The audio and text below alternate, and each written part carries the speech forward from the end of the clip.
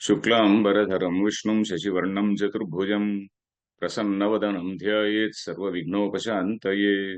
नारायणं नमस्कृत्य नरं चैव नरोत्तमं देवीं सरस्वतीं व्यासं ततो जयमुदीरयेत्। गुरुर्ब्रह्मा गुरुर्विष्णुः गुरुर्देवो महेश्वरः गुरुः साक्षात् परं ब्रह्म तस्मै श्रीगुरवे नमः। ओम सरल संस्कृत गीता श्रवणाय सर्वेषां स्वागतम्। इदानीं वयम् अष्टादशाध्यायस्य अन्तिमश्लोकाः न मध्ये अष्टादशाध्यायस्य मध्ये वयं पठामः। तत्र साक्षात् मध्ये एव सुखविषये सुखं त्विदानीं त्रिविधं शृणु मे भरतर्षभ अभ्यासाद् रमते यत्र दुःखान्तं च निगच्छति इति अत्र विषयः।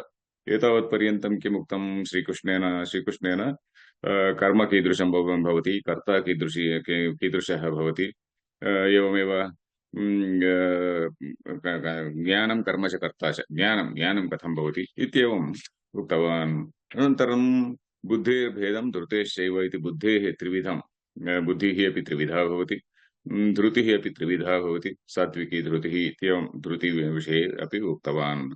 ज्ञानम् इदानीं ज्ञानविषये किञ्चित् ज्ञातम्, एवमेव कर्ता कीदृशः इति, एवमेव धृतिः बुद्धिः कथं भवति। बुद्धिः इत्युक्ते बुद्धेः सहायादेव सः किं बुद्धेः सहायादेव सः मनुष्यः निश्चयान् स्वीकरोति खलु, निश्चयान् स्वीकरोति। किमपि निश्चयं मनसा एव निश्चयः क्रियते खलु, मनसा एव विचिन्त्य सम्यक् विचार्य एकस्मिन् विषये विवेकपूर्वकं वयं निश्चयं स्वीकुर्मः। एवं भवति। एवं बुद्धेः विषये ज्ञातवन्तः। एवमेव धृतेः विषये अनन्तरं च सुखं त्विदानीं त्रिविधम् इति 36तमश्लोकादारभ्य उक्तम्। सुखं कीदृशं भवति। सुखं नाम किं। सुखम् इति इन्द्रियाणां यत् किं प्रीतिकरं भवति तदेव सुखमिति सामान्यतः अर्थः।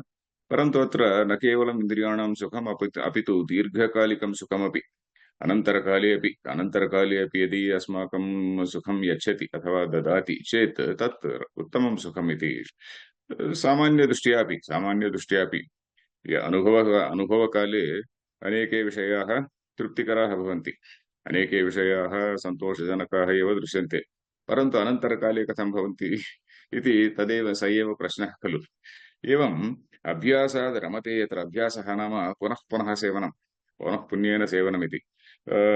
कश्चित् मया उक्तं खलु, कश्चित् सात्विकः पुरुषः श्रवणादिकं पुनः पुनः करोति, राजसः पुरुषः धनसम्पादने एव सर्वदा पुनः पुनः पुनः पुनः व्यापृतो भवति। अथवा धर्मकार्येषु वा अन्यकार्येषु वा। अनन्तरं च तामसः पुरुषः पुनः पुनः पीत्वा पीत्वा पुनः पीत्वा इति रीत्या सः तस्य व्यवहारः एवं भवति। एवं तेषां बुद्धेः अनुसारेण, तेषां ज्ञानस्य अनुसारेण, तेषां किं बुद्धेः अनुसारेण एव स्वभावस्य अनुसारेण एव ते कर्माणि कुर्वन्ति। कर्माणि कृत्वा किं तत्र फलमपि प्राप्नुवन्ति खलु। कर्मणां फलं सर्वत्र भवति। तत् फलं कथं भवति। तात्कालिकं फलम् अनुभवकाले सुखं यच्छति, अनन्तरकाले यच्छति वा न वा इति प्रश्नः। अनन्तरकाले अपि यच्छति वा न वा। उदाहरणतया मया विद्यार्थिनः उदाहरणमपि दत्तं। कश्चित् विद्यार्थी चलनचित्राणि पश्यति पठनसमये, अनन्तरकाले तु तूष्णीं वीथीषु भ्रमति, किमपि कर्तुं योग्यो न भवति, किमपि कार्यं कर्तुम् उत्तमं कार्यं कर्तुं योग्यो न भवति इति। एवम् अनन्तरकाले विषमेव भवति। अत एव 37तमश्लोके किं दृष्टम् अस्माभिः, तद् अग्रे विषमिव आरम्भकाले इत्युक्ते यदा विषयेन्द्रियसंयोगकाले विषयः इत्युक्ते श्रवणेन्द्रियस्यापि उदाहरणतया तत् वेदान्ती किं अथवा जिज्ञासुः किं करोति, श्रवणादिकं करोति। श्रवणेन्द्रियं तत्र कार्यं करोति। श्रवणेन्द्रियस्य साहाय्येन सः सुखं प्राप्नोति। श्रीमद्भागवते उत्तमः विषयः उक्तः अस्ति। भगवान् श्रोत्रद्वारेण एव प्रप्रथमं प्रविशति इति कश्चित् सुन्दरः श्लोकः वर्तते तत्र श्रीमद्भागवते। न स्मरामि इदानीं। भगवतः प्रवेशः कथं भवति इत्युक्ते श्रोत्रेन्द्रियद्वारेण प्रथमं भवति इति। यदि वयं कुत्रचित् महान् महान् पुरुषः कश्चित् तत्र प्रवचनं ददाति अथवा भगवद्गीतादिकं वा भागवतादिकं वा वदति चेत् तत् श्रवणेन अस्माकं किं भवति? श्रवणेन्द्रियद्वारेण भगवान् अन्तः प्रविशति इति अत्र वदन्ति। एवं अग्रे अग्रे किञ्चिदिव क्लेशाय भवति।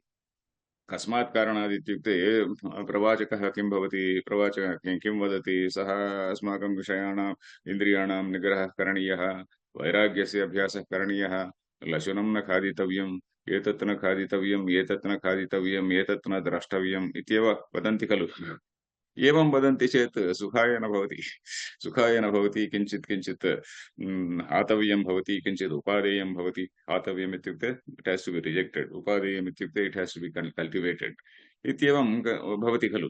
अतः किञ्चिदिव क्लेशाय भवति अग्रे। परन्तु अनन्तरकाले किं भवति? अनन्तरकाले अत्यन्तं सुखकरं भवति। कस्मात् कारणात् इत्युक्ते अस्माकं ज्ञानमपि उत्तमं भवति। अस्माकं बुद्धेः स्वच्छता नैर्मल्यं वर्तते। बुद्धेः नैर्मल्यम् इति बुद्धिप्रसादजम् इति शब्दः अस्माभिः श्रुतः खलु पूर्वश्लोकेषु। आत्मबुद्धिप्रसादजम् इति शब्दः दृष्टः। आत्मबुद्धि इत्युक्ते आत्मनः अर्थात् स्वस्य। आत्मा इत्युक्ते परमात्मा जीवात्मा इति न। स्वस्य बुद्धेः प्रसादः इत्युक्ते बुद्धेः स्वच्छता, बुद्धेः नैर्मल्यम्। यदा वाल्मीकिः वदति खलु शिष्यं प्रति तमसा नद्याः तीरे तत्र गच्छ, हे भरद्वाज, तत्र एतत् जलं पश्य, किं वदति तत्र कश्चित् सुन्दरः श्लोकः, सुन्दरं वाक्यं वर्तते। इदं जलं कथं निर्मलं वर्तते इत्युक्ते शुद्धान्तःकरणस्य पुरुषस्य अन्तःकरणं यथा वर्तते तथा जलं तत्र किम् अत्यन्तं स्वच्छं वर्तते अथवा निर्मलं वर्तते इति कश्चित् किमपि वाक्यं वर्तते तत्र। एवं अग्रे विषमयो भवति, परन्तु अनन्तरकाले सुखाय भवति। अनन्तरकाले सुखाय भवति। तत् सात्विकं सुखम् इति पूर्वश्लोके उक्तम्। वयं भागवते अपि वयं पश्यामः। भागवतेऽपि प्रह्लादचरिते किं पश्यामः? हिरण्यकशिपुः पुनः पुनः आगत्य अय् विष्णोः पूजां न कुरु, विष्णोः कीर्तनं न करणीयम् इति सः आज्ञां ददाति, आज्ञापयति। तदानीं प्रह्लादः किं वदति? प्रह्लादः एवं वदति। संस्कृतश्लोकमहं न जानामि, न स्मरामि, परन्तु तेलुगुभाषायां वर्तते। तेलुगुभाषायामपि संस्कृतवाक्यमेव वर्तते। मन्दारमकरन्द किं माधुर्यमुन मन्दारमकरन्दमाधुर्यं न अम्बुजोदर दिव्य पादारविन्द इदं वाक्यम्। अम्बुजोदर दिव्य पादारविन्द चिन्तनामृतपान विशेष मत्त चित्तमिति। मम चित्तम् इदानीं मत्तं। कथं मत्तम् इत्युक्ते अम्बुजोदरः। अम्बुजम् इत्युक्ते पद्मम्। पद्मम् उदरे यस्य सः अम्बुजोदरः। उदरे इत्युक्ते नाभौ इति। अर्थात् पद्मनाभः इति। अम्बुजोदर तस्य दिव्य पादारविन्द ज्ञात सुलभमेव। दिव्य पादारविन्दयोः चिन्तनं, तस्मिन् विषये चिन्तनम्। अर्थाः विष्णोः पादयोः विषये चिन्तनं। पादारविन्द चिन्तन अमृतं। तत् चिन्तनमेव अमृतं। तस्य अमृतस्य पानमिदानीं करोमि अहम्। पानमत्तचित्तम्। अम्बुजोदर दिव्य पादारविन्द चिन्तन अमृत पान मत्तचित्तं। मत्त इत्युक्ते इदानीं सम्पूर्णतया तत्र निमग्नं चित्तं मम मनः। अन्यत्र कथं गन्तुम् अन्यत्र कथं गन्तुं शक्नोति इति आक्षेपार्थः प्रश्नः। सः प्रश्नः प्रश्नरूपेण प्रह्लादः उत्तरं ददाति। तेलुगुभाषायामपि दीर्घसमासाः भवन्ति। दीर्घसमासाः संस्कृतभाषायां यथा दीर्घसमासाः भवन्ति तथैव तेलुगुभाषायामपि तेलुगुकाव्येषु मुख्यतः दीर्घसमासाः भवन्ति। अयं तु उत्तमः समासः। अम्बुजोदर दिव्य पादारविन्द चिन्तनामृतपान मत्त चित्तम्। एतावत्पर्यन्तम् एकमेव। अनन्तरं द्वित्राः तेलुगुशब्दाः आगच्छन्ति। एवं तेलुगुकाव्येषु अपि कुत्रचित् भवति। एवं सात्विकसुखम् एवं भवति इति। सात्विकसुखम् अनन्तरकाले सुखमिव भवति, सुखमिव न सुखमेव भवति इति एवं तत् सुखं सात्विकं प्रोक्तम् एतावत्पर्यन्तम् अस्माभिः दृष्टम्। इदानीं तु विषयेन्द्रियसंयोगात् राजसं सुखं कथं भवति, तामसं सुखं कथं भवति इति अस्माभिः ज्ञातव्यम्। अनन्तर श्लोकं पठतु श्रीनिवास। 38तमश्लोकः। तथैवाचार्य विषयेन्द्रियसंयोगात् यत्तग्रे मृतो सारी विषयेन्द्रियसंयोगात् यत्तदग्रे सुखोपम्, यत्तदग्रे अग्रे मृतोपमम् अमृतोपम्। विषयेन्द्रियसंयोगात् यत्तदग्रे मृतोपमम् हम्म। परिणामे विषमिव तत्सुखं राजसंस्मृतम्। उत्तमम्।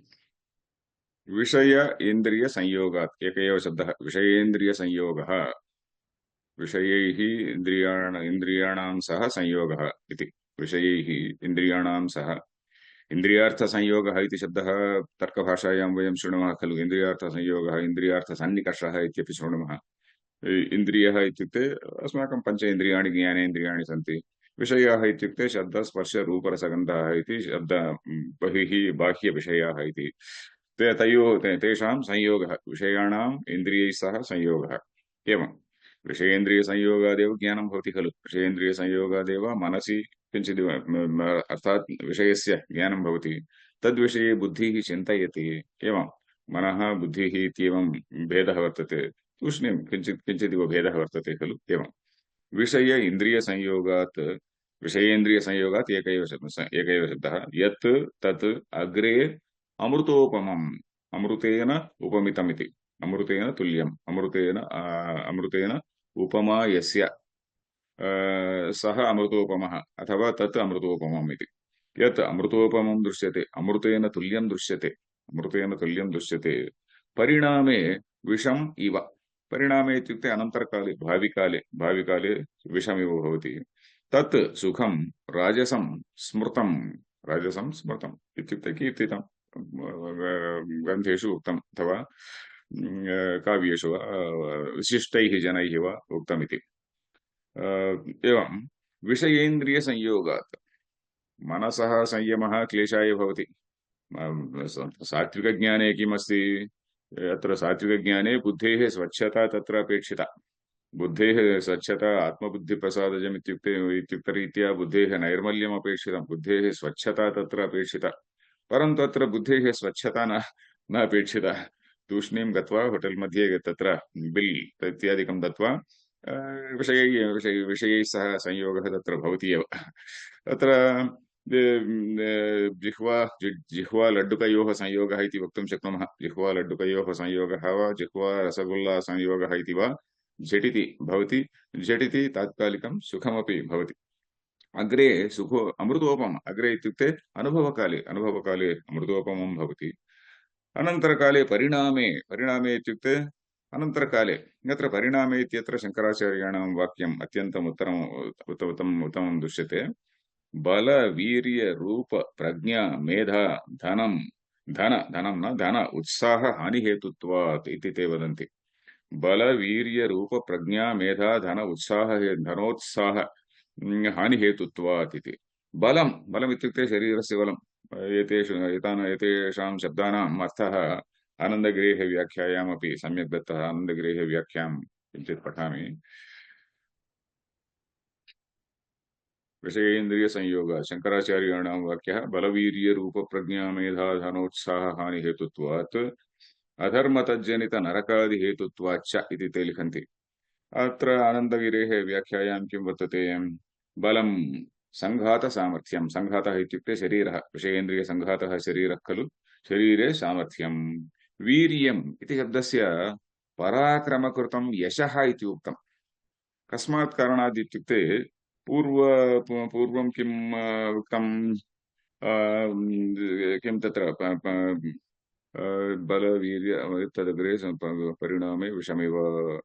तत् बलमिति पूर्वमुक्तमेव बलवीर्य इति बलं पूर्वमेव उक्तम् अतः वीर्यम् इत्युक्ते यशः इति उक्तम् यशः कस्मात् कारणात् यशः इत्युक्ते पराक्रमकृतं यशः अयं महापराक्रमी इति अयं तस्य पराक्रमः वर्णयितुं न शक्यते इति वदामः खलु पराक्रमकृतं यशः रूपं रूपं सामान्यतः शरीरसौन्दर्यमित्येव प्रज्ञा श्रुतार्थग्रहणसामर्थ्यं श्रुत अर्थग्रहणसामर्थ्यं यत्किञ्चित् वयं शृणुमः तस्य मनसि ग्रहणम् एकः विषयः धारणा अन्यः विषयः धारणा इत्युक्ते तस्मिन् विषये चिन्तनं तदेव तस्मिन् विषये तदेव मनसि स्थापनं तमेव मनसि सम्यक् स्थापनम् इति धारणा इति प्रज्ञा श्रुतार्थग्रहणसामर्थ्यं मेधा गृहीतार्थस्य अविस्मरणेन धारणाशक्तिः इति अविस्मरण धारणाशक्तिः इत्युक्ते वयं किञ्चित् शृणुमः अत्र आगत्य अन्यत्र अन्यस्मिन् श्रोत्र किं श्रोत्रगोलात् बहिः निर्गच्छति इति एवं न भवति इति बलवीर्यरु एवं एतेषां सर्वेषामपि हानिः भवति प्रज्ञा मेधा धनहानिः भवति उत्साहस्य हानिः भवति शनैः स एव भोगः शनैः न पुनः पुनः स एव भोगः किञ्चित् कालानन्तरं किञ्चित् विरक्तिः भवति तस्य विषये तस्मिन् विषये विरक्तिः भवति एवं सर्वेषामपि सर्वत्रापि हानिहेतुः धनस्य हानिः रूपस्य हानिः शरीरबलस्य हानिः एवमेव प्रज्ञायाः हानिः सर्वत्र हानिः एव भवति अनन्तरं च किं भवति अधर्महेतुत्वात् इति ते वदन्ति अधर्म तज्जनित नरकादिहेतुत्वाच्च अधर्मात् किं भवति एते सर्वाणि कर्माणि अधर्मकार्याणि एव भवन्ति खलु पुनः पुनः सुखसेवनम् इत्युक्ते अधर्मकार्यमेव तत्र अधर्मवशात् किं भवति किञ्चिदिव पापं सञ्चिनोति पापस्य सञ्चयनात् किं भवति नरकादिहेतुः नरक आदि इत्युक्ते नरके प्रविशति अथवा किञ्चिदिव तिर्यक् जन्म प्राप्नोति इत्येवम् एवं तस् परिणामे विषमिव अधर्मः इति नरकहेतुः इति अर्थात् इह च अमुत्र च नीलकण्ठमहाशयः वदन्ति नीलकण्ठव्याख्यायाम् इह अमुत्र च दुःखप्रदत्वात् इति ते लिखन्ति इह अमुत्र इत्युक्ते इह अस्मिन् लोके अमुत्र इत्युक्ते परत्र यदि लोकान्तरं गच्छामः चेत् तत्रापि क्लेशाय एव भवति इति अत्र विषयः तत्सुखं राजसंस्मृतं राजानः राज्यान्ते नरकं ध्रुवम् इति कश्चित् किमपि वाक्यं वर्तते राज्यपालनसमये सर्वाणि कर्माणि कुर्वन्ति खलु जनाः इदानीन्तननायकाः पूर्वस्मिन् काले राजानः इत्युक्ते केचित् अनेके राजर्षयः अपि आसन् इदानीन्तनकाले राजर्षयः न सन्ति इदानीन्तनकाले मद्यविक्रेतारः एव राजानः मद्यविक्रेतारः पालकाः भवन्ति बहुषु प्रदेशेषु सर्वे एते एवं न भवन्ति परन्तु केचन जनाः एवं सन्ति खलु एवं एतादृक् अथवा एतादृशं सुखं सुखम् इति अनन्तरं च तामसं सुखं कथं वर्तते इति अग्रे द्रष्टव्यं श्रीनिवास कृपया पठतु तथैव चलु यदग्रे चानुबन्धे च सुखं मोहनमात्मनः निद्रालस्य प्रमादोत्थं तत्तामसमुदाहृतम् यत् अग्रे च अनुबन्धे च अनुबन्धः इत्युक्ते परिणामः अनुपश्चात् बन्धः इति खलु अनुपश्चात् बन्धकारणं भवति कर्मकरणानन्तरम् अनन्तरकाले बन्धः इत्युक्ते फलं ददाति इति फलदानेन बन्धकं भवति कर्म कथं बन्धकम् इत्युक्ते फलदानेन बन्धकम् अत एव फलाकाङ्क्षा यदा न भवति यदि तूष्णीं फलाकाङ्क्षां विना कार्यं करोति तत्रापि नियतं कर्म नित्यकर्माणि करोति तदा एव तत्र कर्मबन्धः न भवति इति अस्माभिः बहुवारं पूर्वत्र सर्वदा दृष्टं खलु अनन्तरं च सुखं मोहनम् आत्मनः इत्युक्ते स्वस्य मोहनं भवति अन्तःकरणस्य अथवा बुद्धेः आत्मनः इत्युक्ते आत्मा शब्दस्य अत्र अन्तःकरणं बुद्धिः इति अर्थः सुखं मोहनम् आत्मनः निद्रालस्य प्रमादोत्थम् इति एक एव समासः।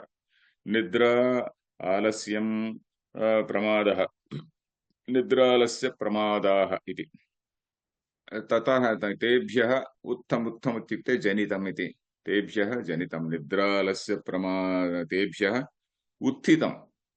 उत्थम् इत्युक्ते अरैसिंग फ्रॉम इति आङ्ग्लभाषायां वदामः खलु। निद्रालस्य प्रमादोत्थं, निद्राकारणात् अथवा आलस्य इत्युक्ते लेजिनेस् कारणात् वा प्रमाद इत्युक्ते अनवधानता।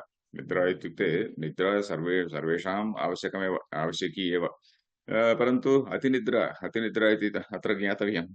अति अलसः इत्यपि ज्ञातव्यं। निद्रा आलस्य प्रमादोत्थं तेभ्यः उत्थितम् इत्युक्ते तेभ्यः जातमिति। निद्रालस्य प्रमादोत्थम् एवं तेभ्यः उत्तिष्ठति इति। एवं तत् तामसम् उदाहृतं, तत् सुखं तामसं स्मृतम्। आरम्भकाले अपि तत् सुखं सम्यक् नास्ति। अर्थात् अधर्म्यं कर्म अथवा अधर्म्यं कर्म वा निद्रावशात् कर्माणि न करोति, आलस्यवशात् कर्माणि न करोति, अथवा किमपि कार्यं करोति चेदपि तत् क्लेशाय एव भवति, मोहनं कर्म भवति। मोहनं कर्म इत्युक्ते सुखं मोहनं न जनयति, मोहं जनयति। मोहनम् इत्युक्ते मोहं जनयति इति मोहनम्। अत्र विवेकः न भवति इति विषयः। अविवेकतः कार्याणि करोति। विवेकः इत्युक्ते एकः अर्थः, युक्तं वा अयुक्तं वा, कार्यं वा अकार्यं वा, तस्य फलं कथं भवति इति चिन्तयित्वा यदि कर्माणि करोति चेत् तत्र विवेकः वर्तते इति वदामः। अत्र विवेकः नास्ति। जन्तवः एव, केवलं जन्तवः एव जन्तूनां विषये किमुक्तम्? आहार निद्रा भय मैथुनानि सामान्यमेतत् पशुभिर्नराणाम् इत्युक्तं खलु। सामान्यमेतत् पशुभिः नराणाम् अपि। एवं मनुष्याणां पशूनां च साधारणः विषयः, साधारणं किम् इत्युक्ते आहार निद्रा भय मैथुनानि इति।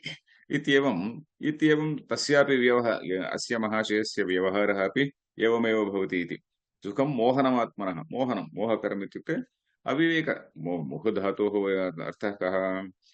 तत्र शास्त्रीयबुद्धिः नास्ति इति। शास्त्रीयबुद्धिः नास्ति एव, किमपि श्रुतवान् न, उत्तमान् विषयान् न श्रुतवान्, अत एव मोहनं बुद्धिः भवति। यत्र येषु कार्येषु प्रवृत्तिः न अपेक्षितं तत्रैव तस्य इन्द्रियाणि प्रवर्तन्ते।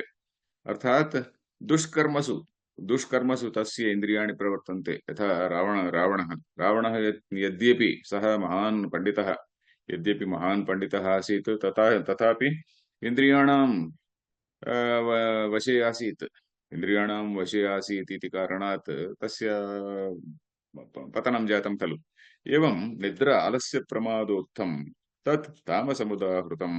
अत्र किं मधुसूदनसरस्वत्याः व्याख्यायां एकः विषयः लिखितम्।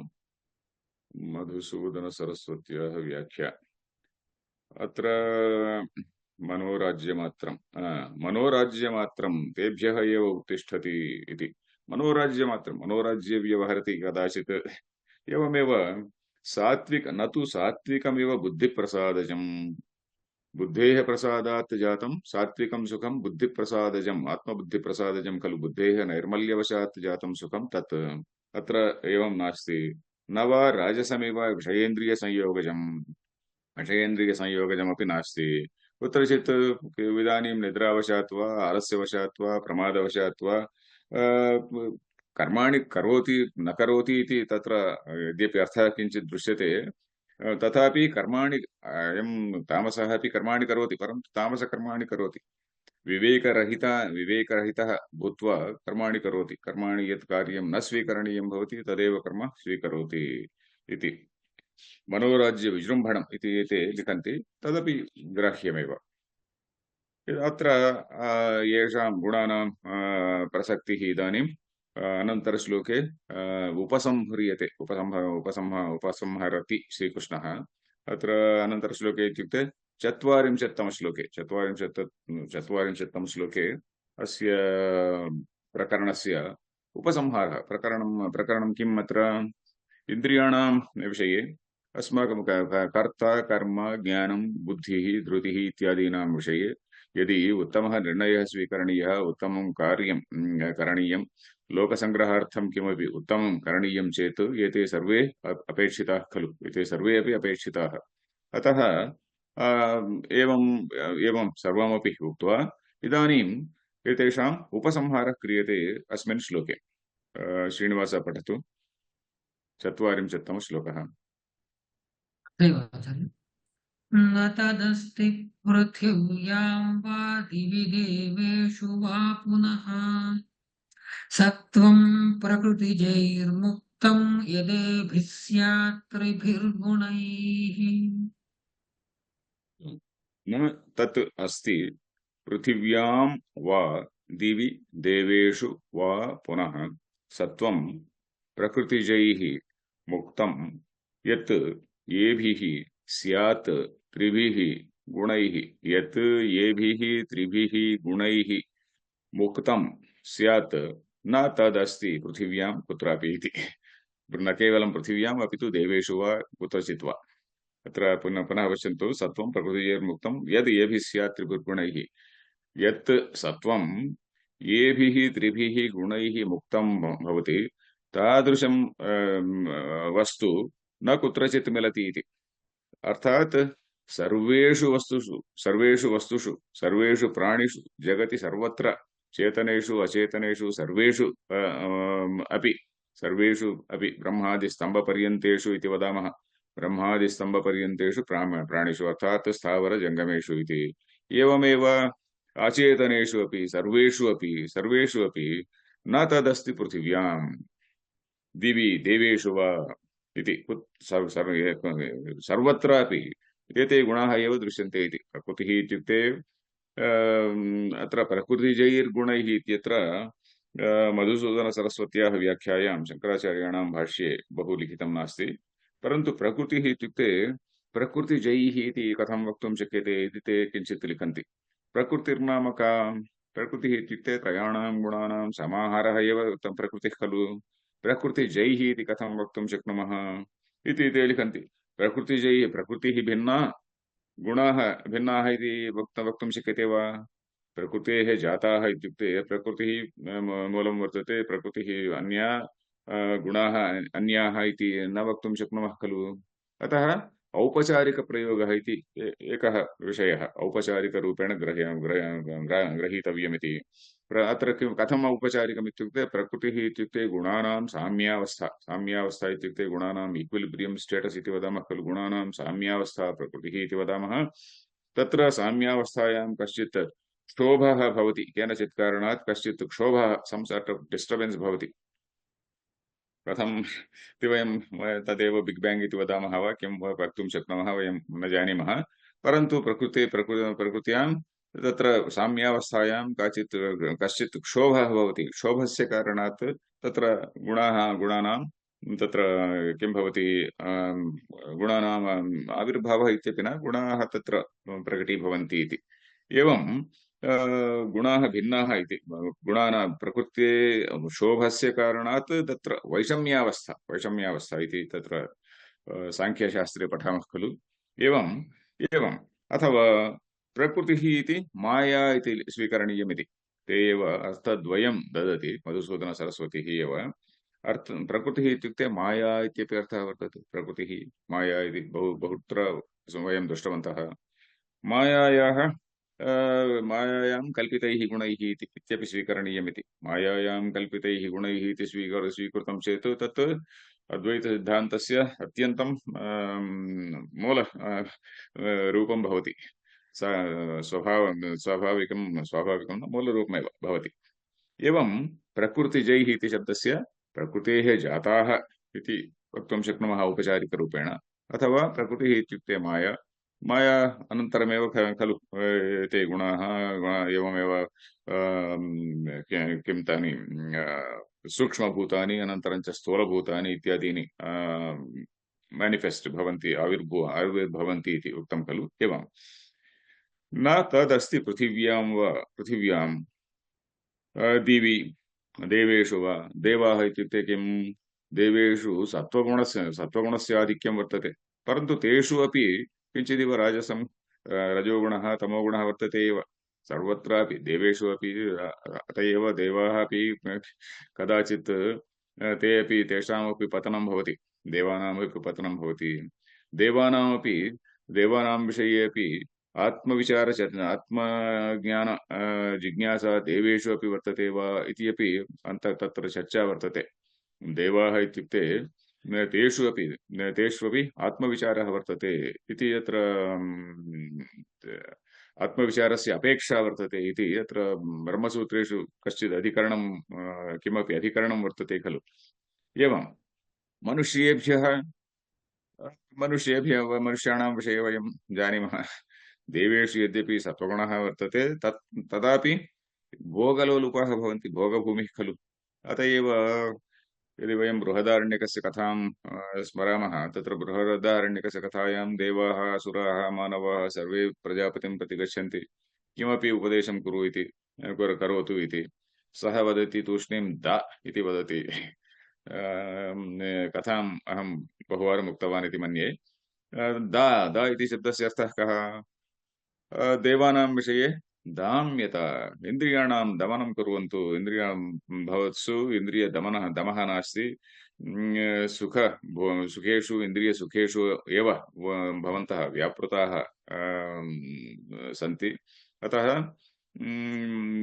किम् इन्द्रियाणां दमनं करणीयमिति तेभ्यः उपदेशः मनुष्याणां कृते उपदेशः इत्युक्ते दत्त किमपि दानविषये भवन्तः न किमपि दानं कुर्वन्ति दत्ता इति मनुष्याणां विषये एवम् असुराणां विषये किं दत्ता दयध्वम् इत्युक्ते भूतदयां कुर्वन्तु भवत्सु किं हिंसा प्रवृत्तिः वर्तते हिंसा प्रवृत्तिं त्यक्त्वा किञ्चिदिव दयध्वं सर्वेषु भूतेषु दयां प्रदर्शयन्तु इति तेभ्यः उपदेशः तत्र वर्तते खलु एवं दिवि देवेषु वा सर्वत्रापि एकत्र सत्त्वगुणस्य प्राधान्यं मनुष्येषु त्रयाणां गुणानां प्रायः समरूपेण मिश्रणं वर्तते असुरेषु इत्युक्ते तत्र किम् असुरेषु राक्षसेषु च किं तमोगुणस्य प्राधान्यं वर्तते एवं वयं पश्यामः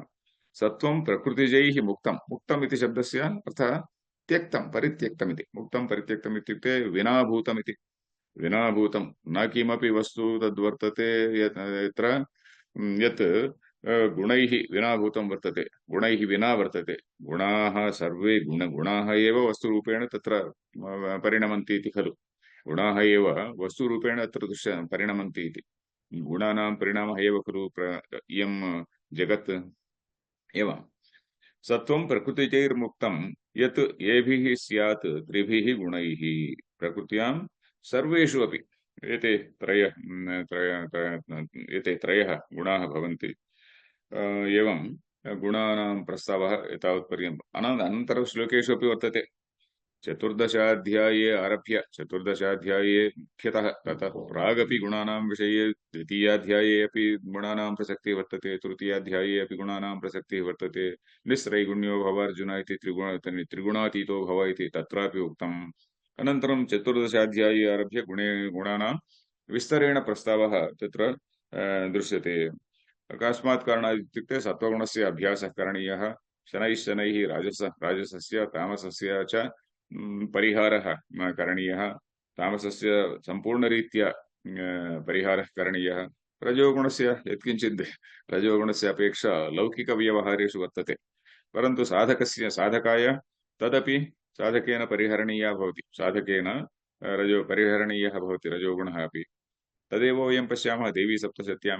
प्रथम कथायां तमोगुणस्य किं परिहारः अथवा तमोगुणस्य नाशः द्वितीयकथायां रजोगुणस्य उपरि जयः महिषासुरः इत्युक्ते रजोगुणस्य उपरि जयः अनन्तरं सत्त्वगुणस्य अपि सात्विकः गुणः अपि सत्त्वगुणः अपि तदपि त्यक्त्वा तत्रापि सात्विकाभिमानः इति वर्तते खलु, सात्विकाहङ्कारः वर्तते, अहं ज्ञानी इति वर्तते खलु, शुम्भनिशुम्भयोः अहं मम इति, तदपि अतीत्य, तौ अपि अतीत्य गन्तव्यम् इति खलु अत्र उपदेशः।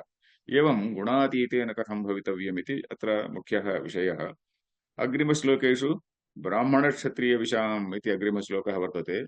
समयः अतीतः इति तत् प्रकरणमपि अन्यत्, अतः अग्रिमकक्षायां वयं स्वीकुर्मः। तत्र शङ्कर मधुसूदनसरस्वत्याः न नीलकण्ठ आचार्याः व्याख्या अत्यन्तं विस्तृता वर्तते। तत्र तस्मिन् विषये अपि किञ्चित् पश्यामः।